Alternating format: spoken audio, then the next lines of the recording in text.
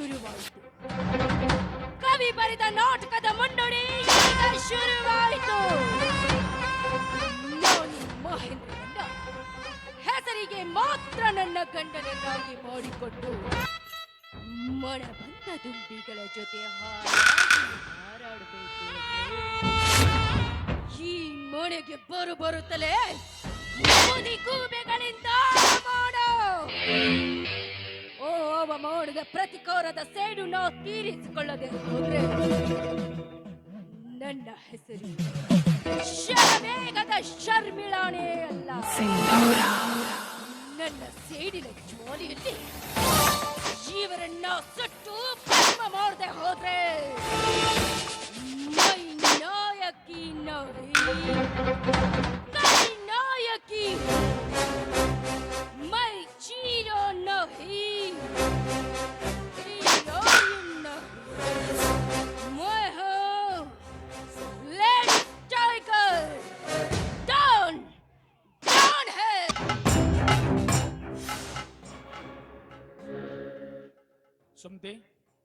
ಸುಮ್ತಿ ಏನ್ ಮಾಡ್ತಾ ಇದೆಯಾ ಮನೆಯಲ್ಲಿ?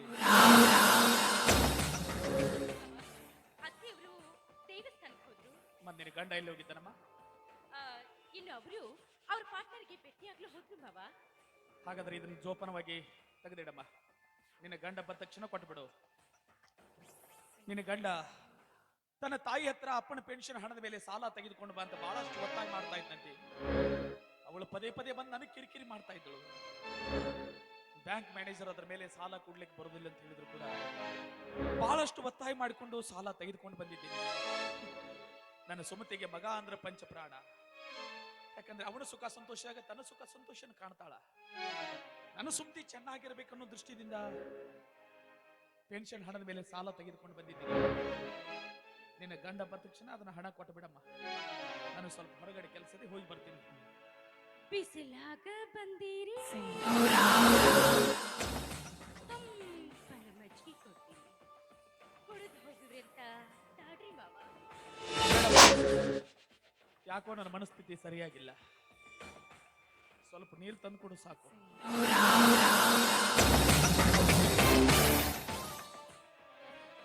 ಹೇ ಭಾರತ ಮಾತೆ, ಮಗನಿಗೆ ಜನ್ಮ ನೀಡಿದ ತಪ್ಪಿಗಾಗಿ, ನನ್ನ ಹೆಂಡತಿ ಸುಮತಿಯ ಮನ ಶಾಂತಿಗಾಗಿ ನಿನ್ನ ಸೇವೆ ಮಾಡಿದ ಪ್ರತಿಫಲವಾಗಿ ಬಂದ ಹಣವನ್ನೆಲ್ಲ ಮಗನಿಗೆ ಧಾರೆ ಎರೆದು ಕೊಟ್ಟುಬಿಟ್ಟಿ. ಸಾಲದಕ್ಕೆಂದು ತಿಳಿದುಕೊಂಡು ಕೊನೆಗಾಲದಲ್ಲಿ ಆಸರೆಯಾಗಿದ್ದ ಪೆನ್ಷನ್ ಹಣದ ಮೇಲೂ ಸಾಲ ತಕ್ಕೊಂಡು ಬಂದ್ಬಿಟ್ಟೆ. ಇದು ನಿನ್ನ ಮಗನ ಮೇಲೆ ವ್ಯಾಮೋಹ ಅನ್ನಬೇಕು, ತಂದೆಯ ಅತಿಯಾದ ಕುರುಡು ಪ್ರೀತಿ ಅನ್ನಬೇಕು, ನಿನ್ನ ತಂದೆಯ ದಡ್ಡತನ ಅನ್ನಬೇಕು, ಒಂದು ತಿಳಿಯದಾಗಿದೆ. ಮಗನಿಗೆ ಎಲ್ಲ ಕೊಟ್ಬಿಟ್ಟು ನಾನು ಕೈ ಖಾಲಿಯಾಗಿ ನಿಂತಿರುವೆ. ನೋಡೋಣ ಆ ಭಗವಂತ ಹೇಗೆ ದಾರಿ ತೋರಿಸ್ತಾನೋ ಹಾಗೆ ಜೀವನ ಸಾಕ್ಷಿದ್ರಾಯ್ತು. ಅಮ್ಮ ಬೇಗ ನೀರು ತೆಗೆದುಕೊಂಡು ಬಾರಮ್ಮ. ನನ್ನ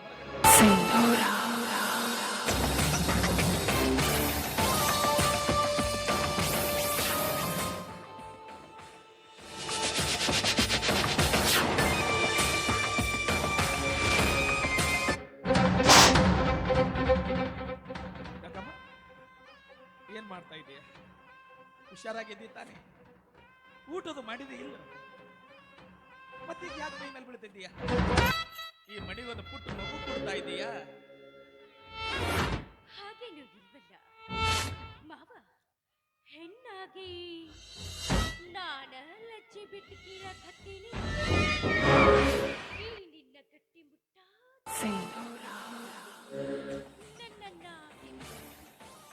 ನನ್ನ ಕಾಮದ ಹಸಿವನ್ನ ಹೆಂಗಿ ದೂರ ಸರಿ. ನಾನು ಕಾಣ್ತಾ ಇರೋದು ಇದೊಂದು ಕೆಟ್ಟ ಕನಸ. ಕನಸಲ್ಲ ಮಾವ, ನೀವು ಮನಸ್ಸು ಮಾಡಿದ್ರ ನಾನ್ ನನಸು ಮಾಡ್ತೀನಿ. ಬಾ ಮಾವ, ಮಂಚದ ಮ್ಯಾಗ ಹಿತವಾಗಿಸುವ ಇಲ್ಲ ಅಡಿಬೇಡ್ರಿ. ಯಾರು ಇರದ ಈ ಸಮಯದಾಗ ನನ್ನ ಕಾಮದ ಹಸಿವನ್ನ ನಿನ್ನನ್ನು ನನ್ನ ಮಗಳು ಅಂತ ತಿಳ್ಕೊಂಡಿದ್ದೆ. ಲಜ್ಜೆ ಬಿಟ್ಟು ನಿನ್ನ ಮಂಚದ ಗಡಿ ಹೆಜ್ಜೆ ಹಾಕದ್ ಕರ್ತಾ ಇದೀಯ ನನ್ನ. ನೀನು ಹೆಣ್ಣಲ್ಲ, ಹೆಮ್ಮಾರಿ. ಈ ಮಡಿಯ ಚಿತ್ರವಾಗಿ ಹೊಡೆಯಲು ಬಂದ ಸುನಾಮಿ ನೀನು. ಬರೀ ನಿನ್ನ ಅನ್ನದ ದಹ ಮಾತ್ರ ಹೆಚ್ಚಾಗಿದೆ ತಿಳ್ಕೊಂಡಿದ್ದೆ. ಈಗ ಗೊತ್ತಾಗ್ತಾ ಇದೆ ನನಗೆ, ಕಾಮದ ಪಿತ್ತು ನಿನ್ನೆತ್ತಿಗೆ ಅಂತ. ನೋಡು, ಇದನ್ನು ಇಷ್ಟಕ್ಕೆ ಮರೆತು ನನ್ನ ಮಗನಿಗೆ ಚೆನ್ನಾಗಿ ಸಂಸಾರ ಮಾಡಿಕೊಂಡು ಹೋದ್ರೆ ಸರಿ, ಇಲ್ಲದೆ ಹೋದ್ರೆ ಈ ಮೇಜರ್ ಸೂರ್ಯನಿಗೆ ನನ್ನ ಮುಖ ನೋಡಬೇಕಾದ ಹುಷಾರ್. ಸಿಟ್ಟು ಬಂದಾಗ ಅದೆಷ್ಟು ಮುದ್ದಾಗಿ ಕಾಣಿಸ್ತೀಯೋ. ನನ್ನ ಲೈಫ್ ನಲ್ಲಿ ಬಯಸಿದ ಇನ್ನುವರೆಗೆ ಪಡೆದುಕೊಳ್ಳದೆ ಬಿಟ್ಟಿಲ್ಲ ಈ ಶರ್ಮಿಳ. ನಿನ್ನನ್ನು ಬಿಡೋದಿಲ್ಲ. ಕಾಲಿಗೆ ಬಿದ್ದಾದ್ರೂ ಸರಿ, ಕಾಲನ್ನು ಮೂರಿದಾದ್ರೂ ಸರಿ, ಒಂದು ಸಾರಿಯಾದ್ರೂ ನನ್ನ ಮನಸ್ಸಿನ ಆಸೆಯನ್ನ ಈಡೇರಿಸಿಕೊಳ್ಳೋದು ಈ ಜಡೆ ಕಟ್ಟಿದ ನಾರಿನೇ ನೋಡಲಿಲ್ಲ. ಮಿಲ್ಟ್ರಿ ಊಟ ಮಾಡಿ ಮೈ ಮುರಿದು ತಾಳಿ ಮಾಡಿದ ಈ ನಿನ್ನ ಗಟ್ಟಿ ನನ್ನ ನಾಮಿಜಿ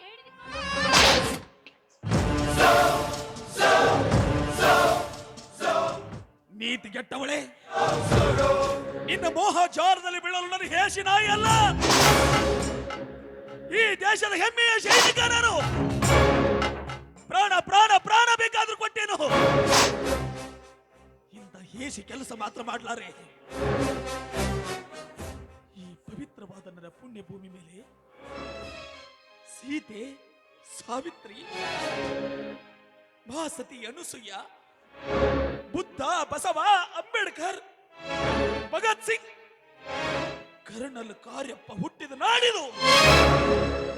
ಇಂಥ ಸಂಸ್ಕೃತ ಭರಿತ ನನ್ನ ದೇಶದಲ್ಲಿ ಇಂಥ ಹೀನ ಮನಸ್ಥಿತಿಯವಳು ನನ್ನ ಮನೆ ಸುಮ್ಮನೆ ವಾಕರಿಕೆ ಆಗ್ತಾ ಇದೆ. ನನಗೆ ವಾಕರಿಕೆ ಆಗ್ತಾ ಇದೆ.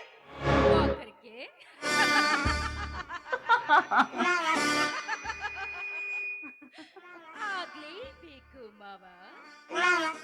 ಪುಣ್ಯ ಭೂಮಿ ಯಾಕೆ ರಾವಣ, ಕೀಚಕ, ವೀರ ಪಂಡಿತ್ಯಾನಂದ ಸ್ವಾಮಿ ಹುಟ್ಟಿಲ್ಲವೇ?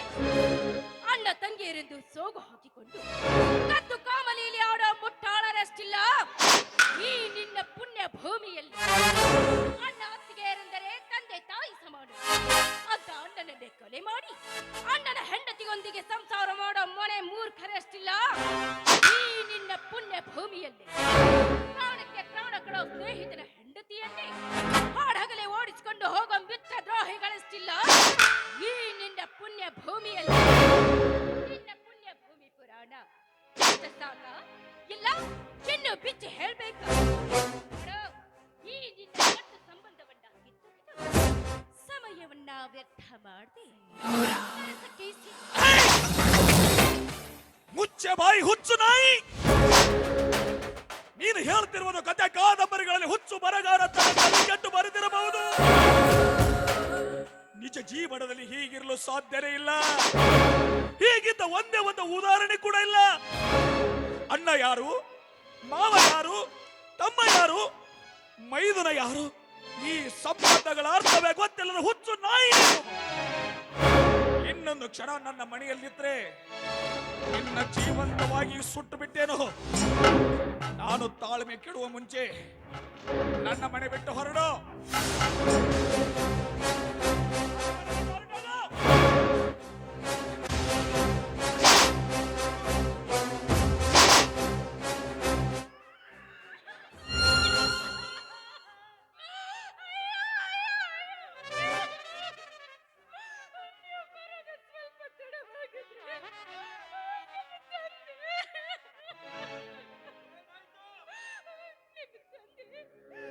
ಯಾರು ಇಲ್ಲದ ಸಮಯ ನೋಡಿ ಹೇಳಿ. ನಿಮ್ಮ ತಂದೆ ಯಾರು ಇಲ್ಲದನ್ನ ನೋಡಿ ನನ್ನ ಕೈ ಹಿಡಿದು ಸರ್ಸ ಕರೆದ್ರು ರೀ. ನಾನು ನಿರಾಕರಿಸಿ ಓಡಿ ಹೋಗೋದನ್ನ ತಡೆದು ನನ್ನ ಕಾಲು ಮುರಿದಾದ್ರೂ ಸರಿ ನಿನ್ನನ್ನ ಬಿಡೋದಿಲ್ಲ ಅಂತ ಕಾಲು ಹಿಡಿಯೋದು ನೀವು ಬಂದ್ರಿ. ಇಲ್ಲದೆ ಹೋಗಿದ್ರೆ ನಿಮ್ಮ ತಂದೆ ಕಾಮಾಗ್ನಿಯಲ್ಲಿ ಸುಟ್ಟು ಕರಕಲಾಗಿ ಹೋಗ್ತಿದ್ದೀರ.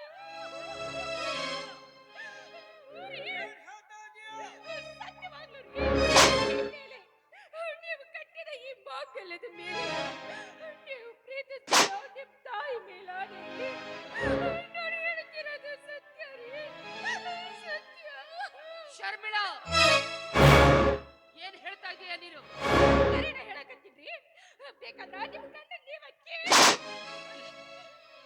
ನಾನಿದನ್ನ ನಂಬಲ್ಲ, ನಾನಿದನ್ನ ನಂಬಲ್ಲ. ಶರ್ಮಿಳ ಹೇಳ್ತಿರೋ ಮಾತು ಸತ್ಯನಾ? ಯಾವುದು ಸತ್ಯ, ಯಾವುದು ನಿತ್ಯ? ನಾನು ಏನ್ ಹೇಳಿದ್ದೀನಿ ಸುಮತಿ? ನನ್ನ ಜೊತೆ 3 ದಶಕಗಳ ಕಾಲ ಸಂಸಾರ ಮಾಡಿದೀಯ. ನಾನು ಎಂತವನಂತ ನಿನಗೆ ಗೊತ್ತಿಲ್ವಾ? ನನ್ನ ಮೇಲೆ ನಿನಗೆ ಅನುಮಾನವೇ?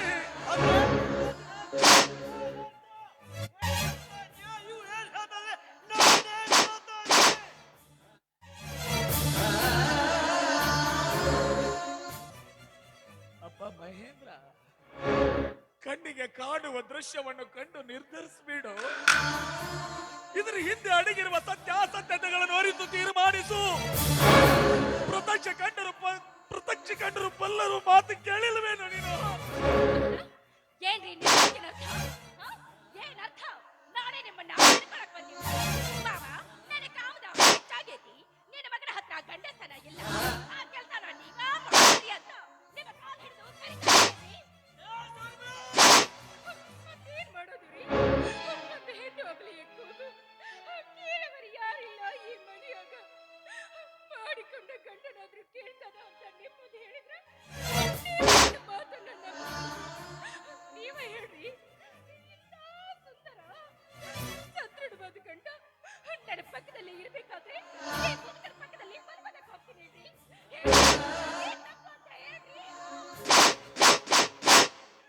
ತಪ್ಪಾಗಲಿಲ್ಲ, ತಪ್ಪು ಮಾಡಿದವನು ನಾನು.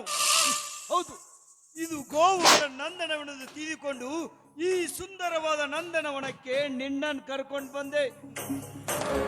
ಈ ಸುಂದರವಾದ ನಂದನವನದಲ್ಲಿ ಒಬ್ಬ ಗೋಮುಖ ವ್ಯಾಘ್ರ ಅಂತ ನನಗೆ ಗೊತ್ತಾಗ್ಲಿಲ್ಲ. ಇಷ್ಟು ದಿನ ನಿನ್ನ ದೇಶ ಕಾಯಕ್ ಹೋಗಿದ್ಯೋ, ಕಣ್ಣು ಹೆಂಗಸರ ಬೆನ್ನು ಹತ್ತಿ ತಿರ್ಗಾಕ್ ಹೋಗಿದ್ಯೋ.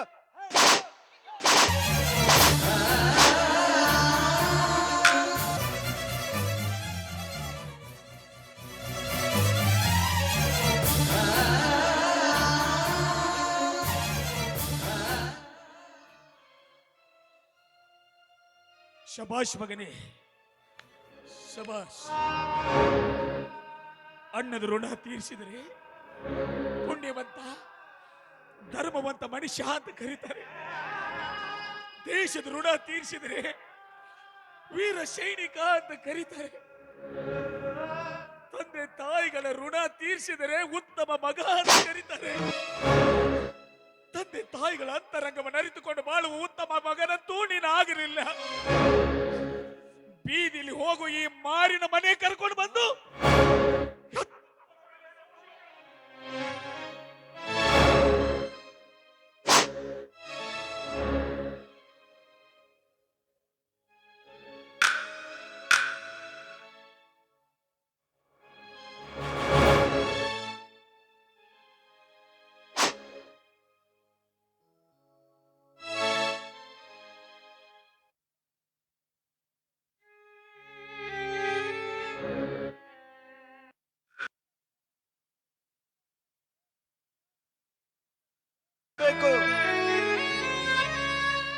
ಯಾವುದು ಮಾಡಿದೀಯಾ ಇದರಲ್ಲಿ? ನೀನು ಯಾವುದು ಮಾಡಿ? ನಿನ್ನ ಆತ್ಮ ಸಾಕ್ಷಿಯಿಂದ ಹೇಳು. ನೀನು ಒಂದು ದಿನವಾದರೂ ನನ್ನ ಪಕ್ಕದಲ್ಲಿ ಮಲಗಿ ಎದೆ ಮೇಲೆ ಕೈ ಇಟ್ಟಿದೀಯ ಏನು?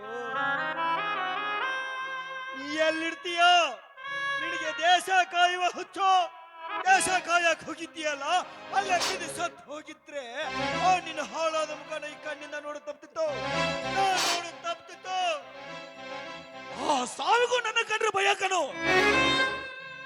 ಯುದ್ಧದಲ್ಲಿ ಎದುರಾಳಿಯ 3 ಬುಲೆಟ್ಗಳು ಈ ನನ್ನ ಗಂಡನ ಗುಂಡಿಗೆ ಬೇಸಕ್ಕಾಗಲಿಲ್ಲ. ಸತತ 3 ದಿನಗಳ ಕಾಲ ಆಸ್ಪತ್ರೆಯಲ್ಲಿ ಸಾವು ಬದುಕಿನ ಮಧ್ಯೆ ಹೋರಾಡ್ತಾ ಇದ್ದೆ.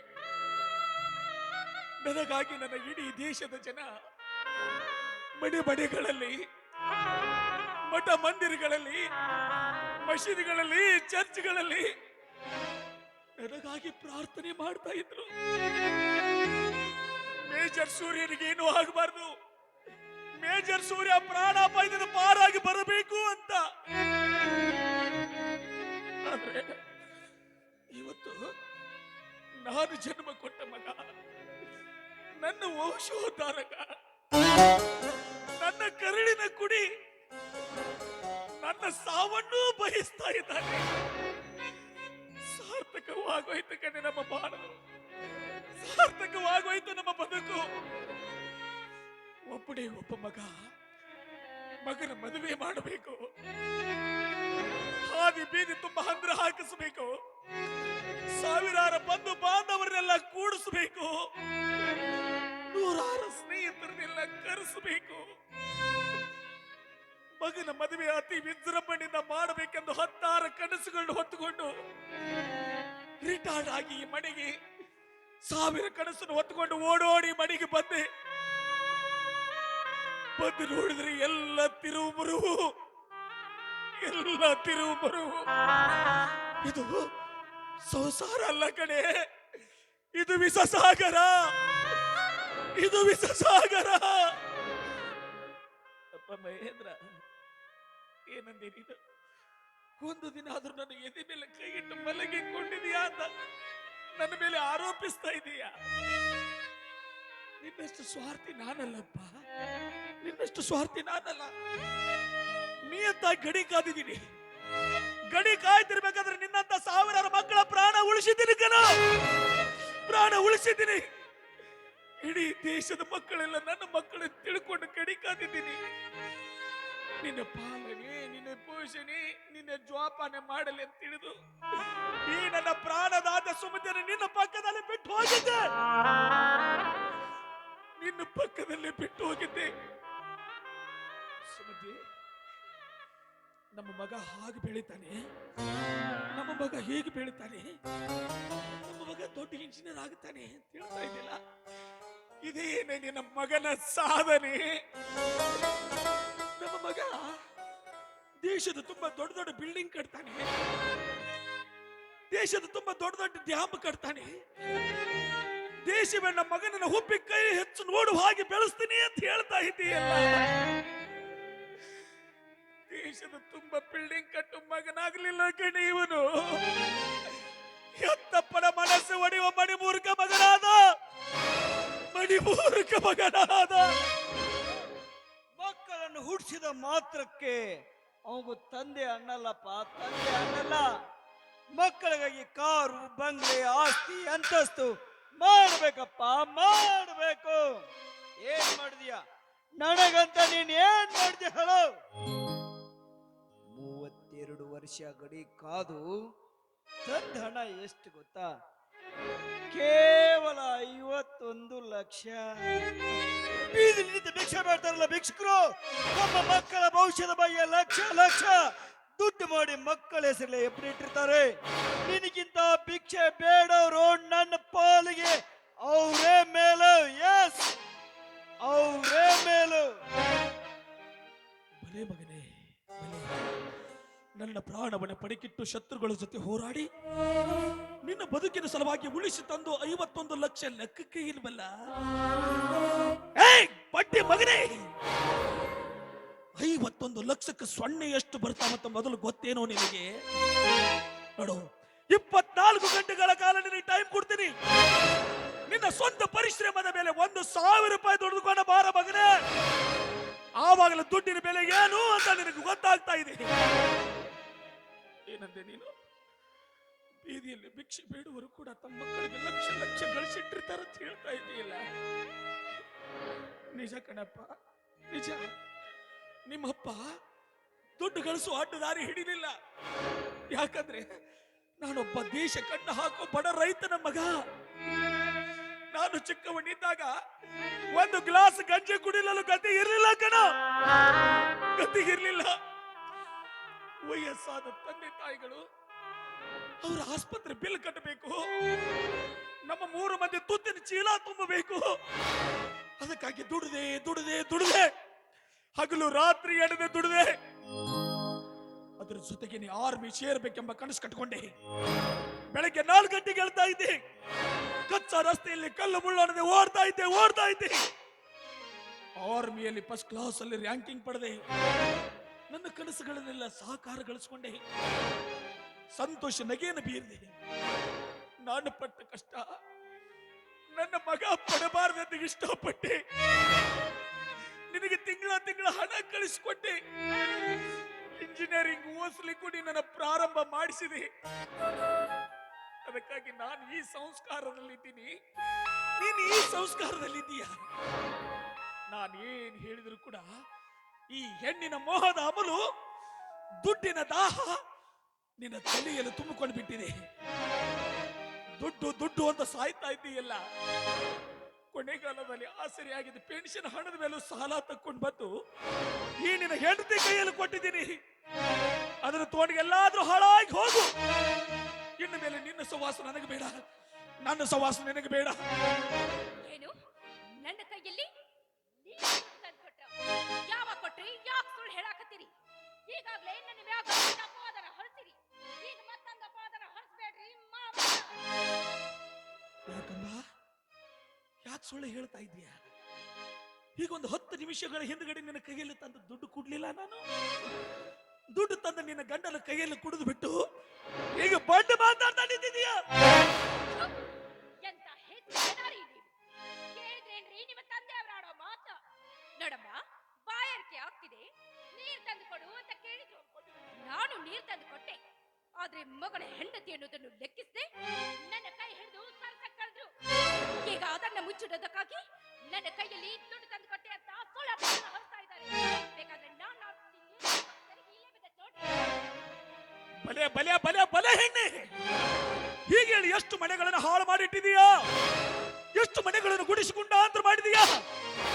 ನಿನ್ನನ್ನು ಜೀವಂತವಾಗಿ ಬಿಟ್ರೆ ಈ ಮನೆಯನ್ನು ಸ್ಮಶಾನವನ್ನಾಗಿ ಮಾಡಿಬಿಡ್ತೀಯಾ? ನಿನ್ನ ಜೀವಂತವಾಗಿ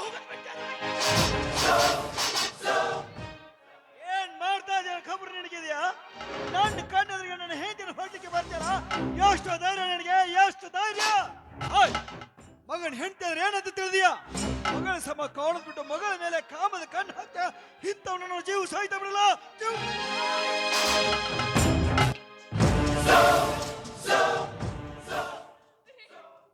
ನೀವೇನಾದ್ರೂ ಇವ್ರ ಮೇಲೆ ಕೈ ಮಾಡಿದ್ರೆ ನಿಮಗೆ ನನ್ನ ಆಣೆಯಾಗಿದೆ.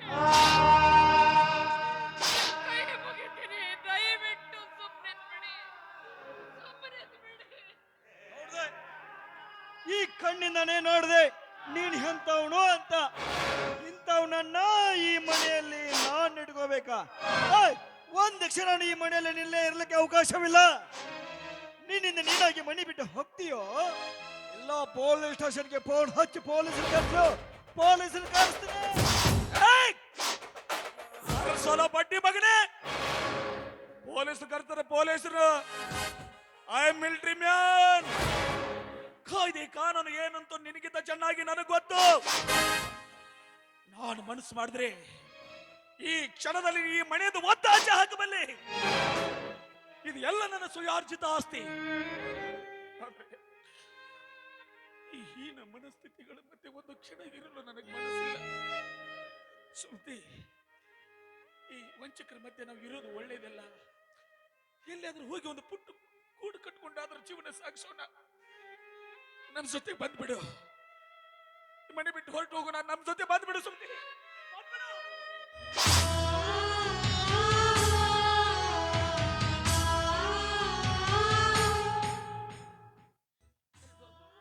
ನಿಮ್ಮಪ್ಪ ತಪ್ಪು ಮಾಡಿದ್ದಾರೆ ಅಂದ್ರೆ ನೀ ನಂಬ್ತಾ ಇದೀಯ? ಇಲ್ವೋ? ಅವರಂತವ್ರಲ್ಲ. ಅವರೇ ತಪ್ಪು ಮಾಡಿರೋದಕ್ಕೆ ಸಾಧ್ಯನೇ ಇಲ್ಲ. ನೋಡಿ, ಅವನೇನು ಚಿಕ್ಕವನು, ಅವನಿಗೆ ನಾನು ಬುದ್ಧಿ ಹೇಳ್ತೀನಿ. ನೀವು ಮಾತ್ರ ಮನೆ ಬಿಟ್ಟು ಹೋಗ್ಬೇಡಿ.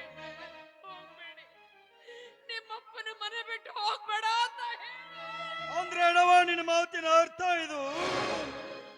ನಿನ್ನ ಗಂಡ ತಪ್ಪು ಮಾಡಿಲ್ಲ, ನನ್ನ ಹೆಂಡತಿನ ತಪ್ಪು ಮಾಡಿದ್ರೆ ನೀನು ಹೇಳ್ತಾ ಇದೆಯೇನು? ನಿನ್ನ ಗಂಡ ಮಾಡಿರುವ ಕೆಲಸ ಕಾಕರದ ಹೂವಿನ ಹಾರ ಹಾಕಿ ಸನ್ಮಾನ ಮಾಡೋ. ಒಳಗಡೆ ಹೋಗಿ ಬರೋಟ್ರಲ್ಲಿ ಮನೆ ಬಿಟ್ಟು ಹೋದ್ರೆ ಸರಿ, ಇಲ್ಲ ಅಂದ್ರೆ